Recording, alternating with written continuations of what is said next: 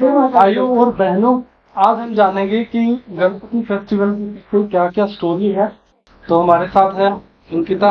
Hello. Ganpati Bappa Moriya. मंगल मूर्ति मोरिया। तो शुरू करते हैं।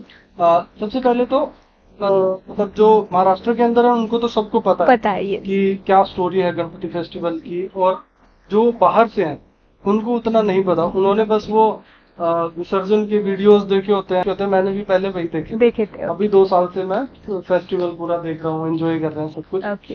तो इसके पीछे की कहानी क्या है, कैसे शुरुआत हुई, थोड़ा बताएंगे। तो जब महर्षि वेद जी थे, महर्षि वेद जी ने उन्हें बनाना था, महाभारत लिखवाना था। लेकिन वो लिखने के लिए उनकी शर्त ये थी कि जब महाभारत लिखने बैठ जाए कोई, तो जब तक पूरे 10 दिन तक, जब जितने दिन तक वो लिखना शुरू रहेगा, उस टाइम तक किसी जो लिखना है उसे उठना नहीं, जगह से एक ही जगह पर बैठ के वो लिखनी है, ठीक है। तो उन्होंने गणेश जी से प्रार्थना की कि आप मेरे लिए महाभारत लिखो, शर्त बताई। तो गणेश जी ने उनके लिए वो एक्सेप्ट कर लिया, मतलब स्वीकार कर लिया और बोले कि मैं आपके लिए लिखूंगा। तो महर्षि वेद जी ने, उन्हें कुछ दिक्कत ना हो इसलिए उनके बॉडी पे, शरीर पे मिट्टी का लेप लगा ले, उनके बॉडी से हीट ज्यादा बाहर ना आए, इसके लिए। तो बाद में लिखने बैठे गणेश जी, और उसके बाद जैसे जैसे दिन बढ़ते गए, लिखने समय बढ़ता गया, तो उनके शरीर पे जो मिट्टी का लेप लगाया था वो पिघलता गया, निकलता गया। और उसमें 10 दिन गए पूरे, और 10वें दिन उनके बॉडी में से जो लेप था वो निकल के पूरा गिर गया। तो उनके बॉडी में से हिट, एक बोलते हैं ना ज्वाला की तरह, वो खुद उन्हें भी बहुत ज्यादा उसका दिक्कत होने लगी उस बात से। तो उनको उठा के तालाब में या कुछ नदी वगैरह होगी तो उसमें उन्हें विसर्जित। और डे 1 पे ये एक्टिविटी होती है, डे 2 पे ऐसा कुछ है? नो, ऐसा कुछ नहीं होता एग्जैक्टली। लेकिन यहाँ पर क्या है, जब वो लिखने बैठे थे उनकी बहनें मिलने आई थी, गौरिया, 2, हमारे यहाँ पर गौरी बोलते हैं उन्हें। एक होती है ज्येष्ठा गौरी और एक होती है कनिष्ठा, मतलब एक बड़ी बहन एक छोटी बहन। वो 3 दिनों के लिए उनसे मिलने चौथे या 5वें दिन आ जाती है। तो उस दिन पे पहले दिन उनका आगमन होता है, सेकेंड डे पे आगमन के दिन उन्हें हम नैवेद्य जो भोग चढ़ाते हैं वो बाजरे की रोटी और शेपू की सब्जी और अपना दाल चावल वगैरह, ये सब उन्हें भोग के तौर पर जब वो आती है तो चढ़ाया जाता है।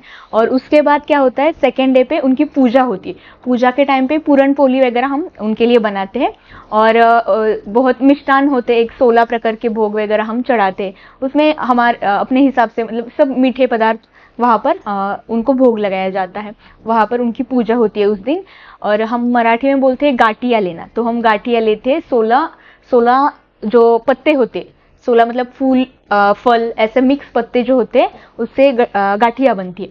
और वो गाठिया जब अगले दिन, वो तीसरे दिन वो वापस जाती है अपने, ये मायके आती है 2-3 दिन के लिए। तो मेहमान नवाजी का आनंद लुत्फ उठाती है, और उसके बाद वो वापस तीसरे दिन वापस जाती है। तो उसे गौरी विसर्जन बोलते हैं। और इसके पीछे ये, जैसे कुछ लोग 5 दिन के बाद विसर्जन कर देते हैं, कुछ लोग 7 दिनों के बाद करते हैं, और कोई 11 दिन। तो इसके पीछे कोई कहानी तो उसके पीछे कोई एग्जैक्टली कहानी नहीं है। लोगों की अभी क्या हुआ है कि हम देखते जिंदगी हमारी बहुत ऐसे भागदौड़ वाली हो गई, तो लोगों को ज्यादा टाइम नहीं मिलता सेवा करने का। हर एक इंसान अपने भक्ति के भाव से, कोई 5 दिनों में विसर्जित कर देता है, कोई 3 दिनों में कर देता है, कोई 1.5 दिन में भी कर, जैसे सलमान खान जो है 1.5 दिनों में विसर्जन कर देते हैं। और किसी किसी का 7 दिन और किसी किसी का 11 दिन। हमारे घर में यहाँ पर 11 दिन होते हैं, मतलब 11वें दिन, 10 दिन तक रहते हैं, 11वें दिन विसर्जन हो जाता है। और कोई बता रहा था कि मतलब जैसे ऑफिस वगैरह में रखते हैं तो वो 5 दिन, यस, हाँ, और घर में रखते हैं तो वो 7 दिन रखते हैं, और पंडाल में जो होते हैं वो 10 दिन होते हैं। नहीं, मतलब ये डिपेंड करता है। ऑफिस में भी हम पूरे 11 दिन तक पूरी सेवा नहीं कर पाते, ऑफिस का काम भी रहता है, लोगों को कुछ ना कुछ दिक्कतें आती रहती है। तो इस वजह से 5 दिनों तक वो पूरे दिल से, सेवा भाव से उनकी सेवा करते हैं।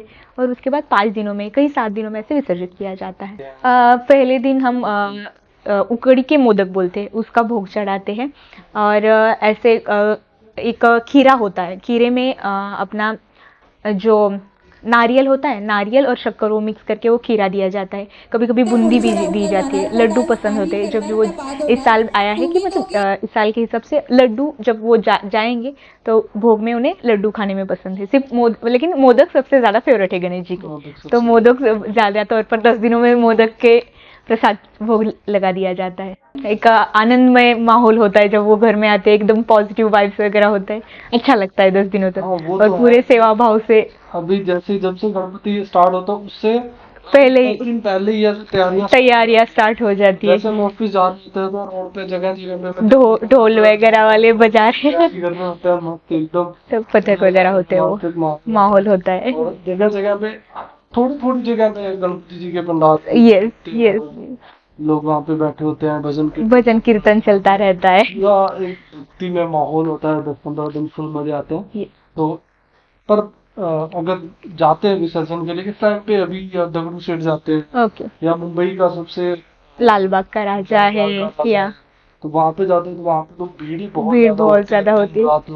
लास्ट ईयर हम गए थे, जिसका हमने व्लॉग भी डाला था, तो हमें लगभग 7 से 8 घंटे लग गए थे दर्शन करने के लिए। ओह माय गॉड, बहुत ज्यादा टाइम गया था। और इतनी ज्यादा भीड़, और वो भी हम गए थे रात को 10 बजे वहां पहुंचे थे।